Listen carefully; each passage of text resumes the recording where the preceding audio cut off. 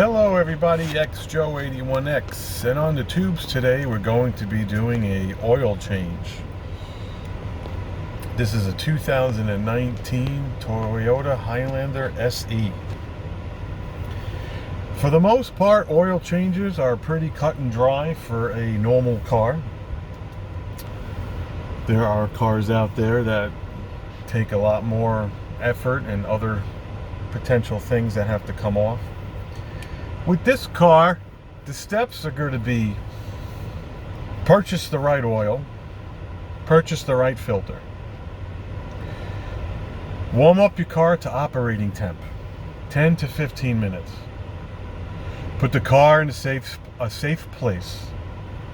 Chock the back tires, one or both. Pop the hood, shut the car. Sometimes SUVs are high enough, cars are definitely not. Check the jack points of your said car. In my previous videos, which will be in the description, I changed the oil in a 2007 Toyota Camry. One of the jack points was actually right in the middle of the engine with a cross member, so the front car, both front tires went up. I will check the jack points on this car. At some point, you could take the cap off, jack the car up, find out the correct dimension of your oil pan nut, whether it's SAE or millimeter. Drain the oil in a container that won't overflow. Drain the filter. Put the plug back in. They do recommend changing the crush washer. If you don't, I'm sure that's okay. Change the filter. Lightly lube up the filter rubber if there is any gaskets or seals. Place everything back and put the oil in the engine. Check the dipstick here and there, check for leaks, start the car, and check for leaks. Theoretically, that's it. So what we're going to do is we park the car where I want to put it. We pop the hood. We shut off the air conditioner. We shut the car off. And I'm going to show you what the book says. My book has the word oil. Sometimes it's maintenance. Sometimes it's do it yourself. Sometimes it lets you know whatever. So the first thing I'll do is I go to oil. And we go to engine oil. 656. 656 lubrication system. We do not have a 4-cylinder. And we have a V6. It's going to take 5.8 quarts. You never really want to change it without the filter, but you can. You purchase 5.8 quarts of oil. Then you say to yourself, what kind of oil? If you want, you could read down, and it tells you the recommended oil. Velocity multigrade recommended is 0W20. You could read this whole section. You kind of should really read this stuff if you own a car. What you could also do in modern cars, or any modern car that has half a brain, you just look at where it says engine oil. Engine oil goes right there at SAE 0W-20, and it is a Toyota V6. The next order of operation is to put some kind of material, a piece of wood, a brick, or anything you feel comfortable behind one or both of your rear tires. The second thing you would want to do is either go on the internet or go underneath the car and try to locate where do you think that the oil is. I have already done this. Underneath the car, the oil is not here. The oil is closer to the passenger side. So what I'm going to want to do at some point is determine if my body fits underneath there and if I feel comfortable to use the drain plug. If not, I will check the book and double check the jack points. Now, I do not know if this car has a center cross member. I know that each four corners have jack points. I will double check if this does, and I will let you know. Going forward, after that, what I like to do is I like to take this off, if it allows me to. Of course, it's always dirty. Whew, smoke coming from oil. Is that not good?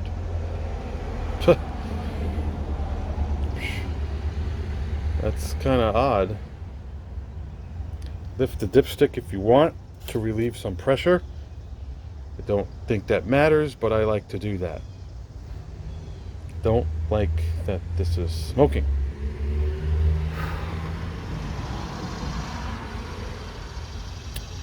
We're going to have an assistant in a little while, and that's it.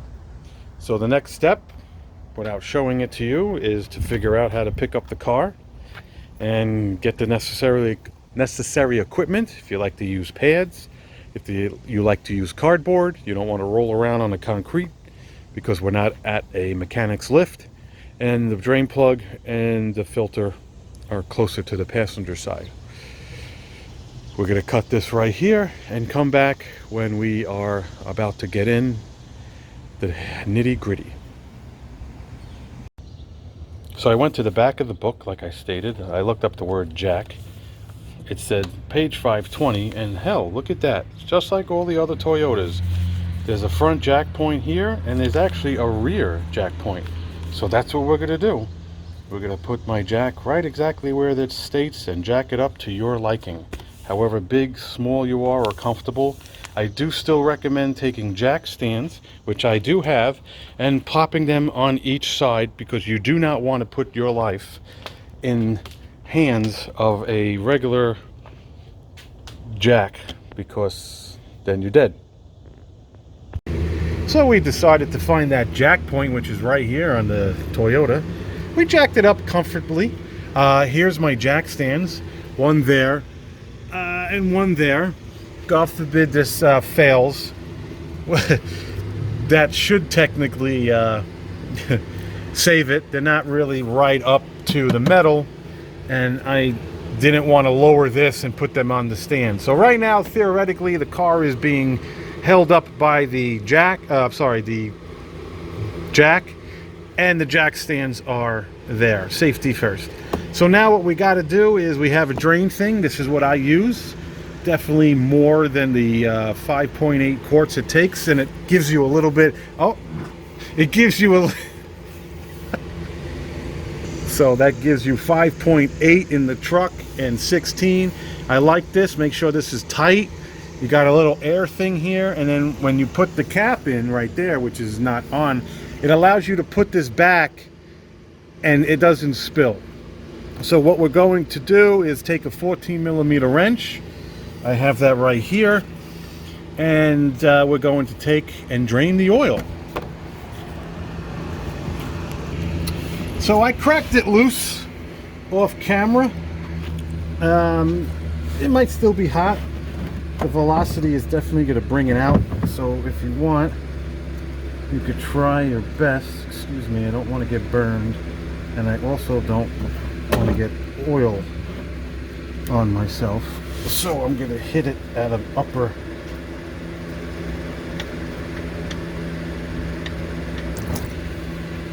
You could add, like, you could just put that wherever. If you want, you could put that right there. Sorry. Got a little rag. Now, my recommendation is always have a rag. The second recommendation is be careful, because after it's done dripping, it's going to come straight down. So have a little play in the catch. And we're going to let this drain, and we'll be right back. So now it's kind of dripping. I noticed that the crush washer is not on. Here is the bolt, ladies and gentlemen, and I don't know if I could show you, but see it? I'm assuming that's the crush washer that is more stuck on the metal pan. So what we did in the interim, in a perfect world, if this car had a little bit more room, this jack would not have been in the way, and then what you could do is slide this over and work on both. See the distance? It's the size of my hand, which is 6 inches. So what I did was off camera, I'm sorry that I did this off camera, is I cracked this open. Now you don't want to open this all the way because there is oil that will drip, and that defeats the purpose. So what we're going to do is clean the drip with the rag. We're going to put the bolt back on and then work ourselves to the filter.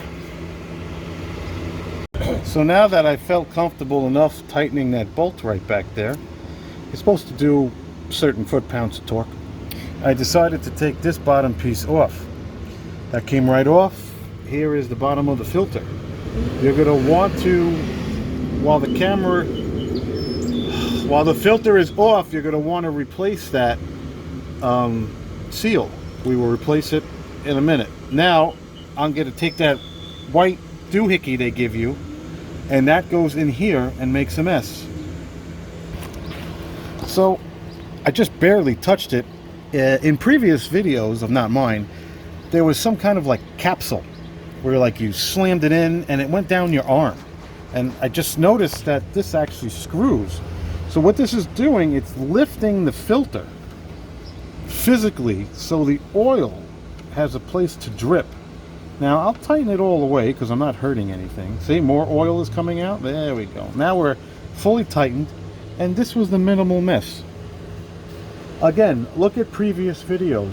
They had it in such kind of like a plastic push-up doohickey, and it was so messy. The camera, the guys on the camera, their whole hands would get disgusting. So we're gonna let that drain. There should only be what, 2-3 ounces, whatever, quarts, maybe point something, 0.2. And then what we do is we remove the plastic. That plastic could either be discarded or cleaned. And then we take another device, which I'll show you, and we drop the whole filter. So this is the filter with it out. So in a Toyota fashion, I got this from the Toyota Camry 2010. It came with it. I got lucky. It's made in the USA, which is funny. So who knows if it came with the car? Probably not. And you say to yourself, ugh, Highlander has this crazy keyed thing. See these 3 keys? They actually make something. So, but I watched a couple of other videos. Supposedly, we'll find out that this actually, see right here, see the initial octagon shape? That will fit, and it won't turn until I'm ready. So we're going to put in the wrench and we're going to turn it. Whew. Okay, everybody. So this housing is plastic. In the link in the description, the 2007 actually had a metal housing.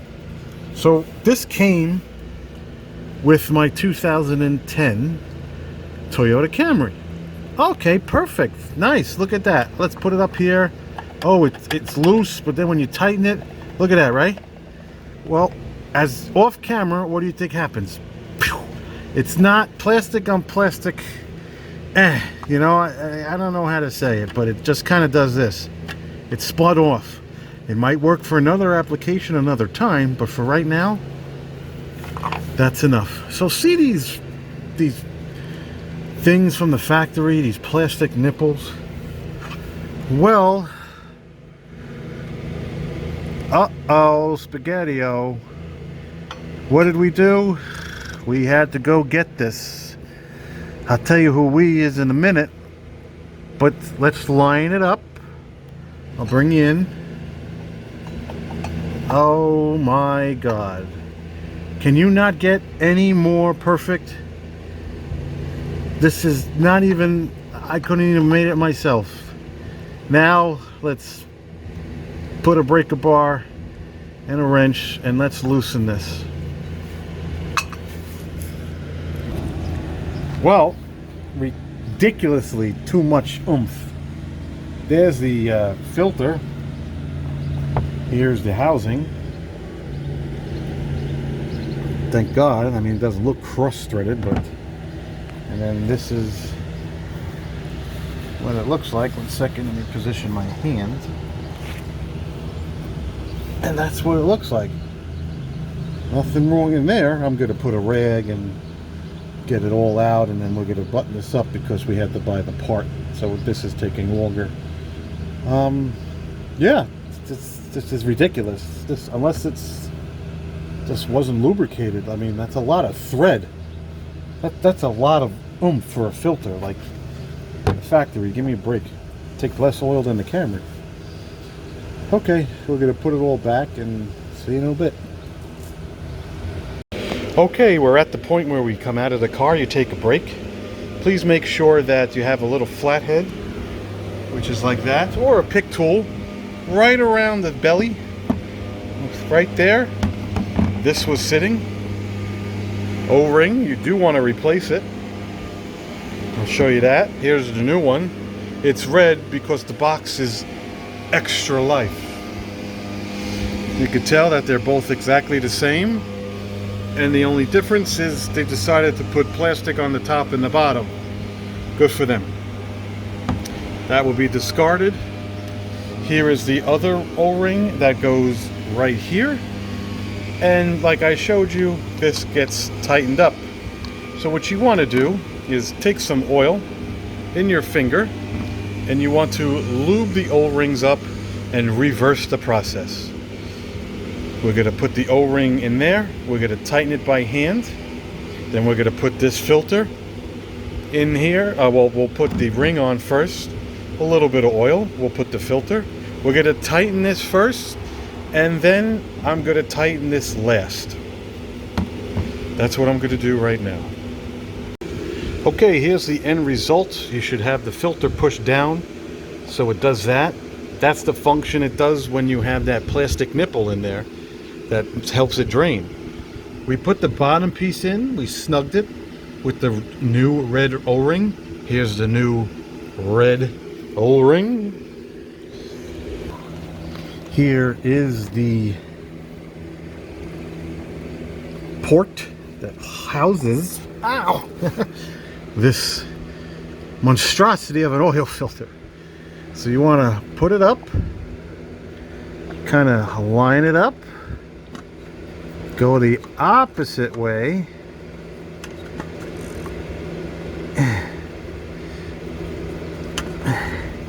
we took it off this way, so we want to put it on that way. It's hitting like a knuckle.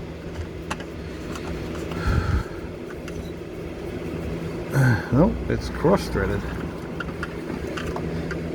You want to be careful because the car, there you go, you want to try to seat it in a way where it kind of works out. Okay, see how it's sliding on? It gets to a point where you need to take a wrench to it. That's when we're going to cut this video and take the wrench to it very carefully. So we got it tightened. Sorry that it's off camera. And then we made sure this was tight.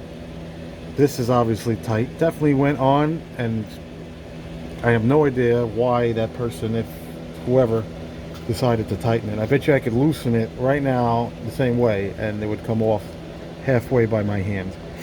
We're gonna go top side, and we're gonna put 5.81 quarts.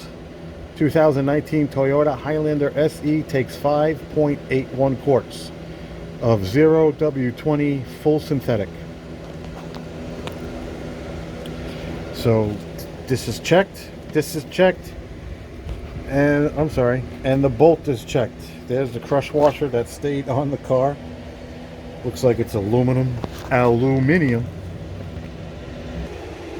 So we take the cap off, which we took off before. Got a little thing, and while we're topside, You could take a rag. Be careful. I mean, you really don't want to drop anything in there because I said so. So now that we're topside, we're going to take a deep breath, let the blood run back down to your feet, and we're going to introduce today's helper, which if you haven't already figured out, 99.10% of the helper is going to be JK18. Who else is it going to be? So we're going to dump all 5 quarts in here, and then we'll play with math, and then we'll get back to you, and hopefully nothing leaks, because if it does, I'm leaving. Jay's taking over the video, and you'll never see me again. So this is what I'm putting in it. Oh my God, I know. It's a Japanese car. I use Japanese oil. You know, well, the guy's still on the boat coming here. So listen, this is $27.99, and it goes up from there. It's 0W20, okay? It's 0W20, and the book says full synthetic. So without wasting more of your time, 6 to 1, half dozen the other.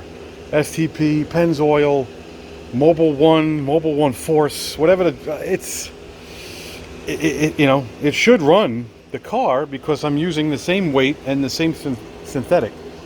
But with these prices, oh, let me touch upon another thing in the area that I am in. Toyota, where I live, wanted $84.95. There's 2 local shops. One shop wanted $94.95, and the other shop wanted $75. The other shop is great. Multiple people go there. We go there. We're not doing this in the heart of the winter, which now that we got the right tool, it might be quicker, but for $75 in the winter, it's worth it. But this was a grand total of $47.77 with this, the filter, and then I need a little bit of more oomph because of the 0.81 hun. So we're going to dump this in, get this fully in, check the dip, and come back later.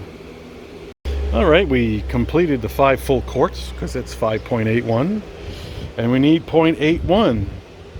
Well, after some discussion, we realized that there's numbers on the side. In the oil, it says 800 on the left, which is milliliters, and ounces on the right.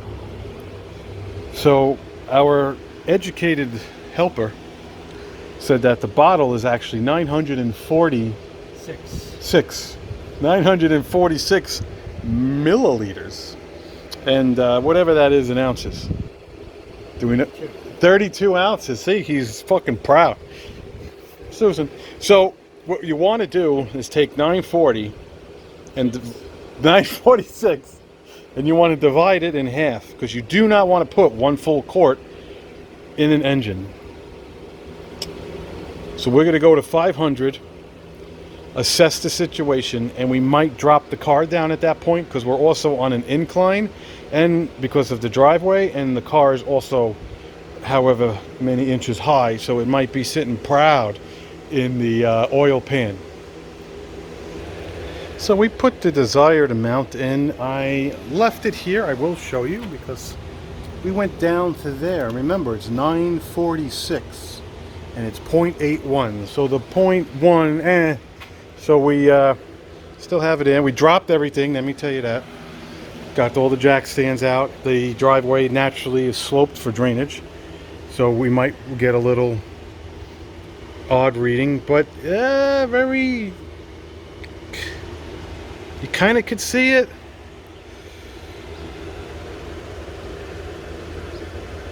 Yep, see how it's yellow right at the dot, and then it goes stainless steel? That's where we're going to want to be. We're going to check underneath. Nothing should be dripping other than the bolt if it's not installed correctly. We will turn it over. You have to remove that because I'm sure there's... So we just want to make sure there's nothing active. You can't miss it. That little spot back there is from the air conditioner. So I'm satisfied that we're going to remove this. We're gonna just clean it with a rag, put the cap back on, and we're gonna start it.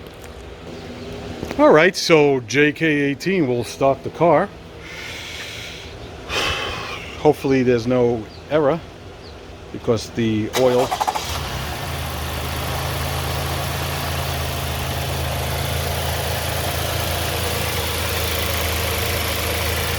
slight ticking. You want to inspect that nothing is dripping and they are satisfied that the car is operating.